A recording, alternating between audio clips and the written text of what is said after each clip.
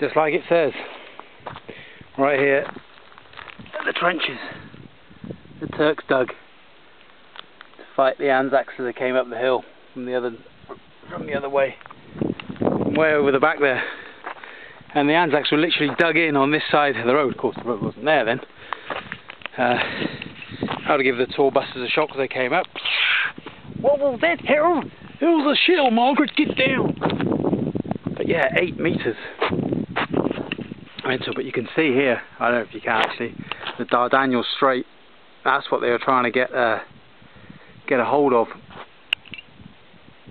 A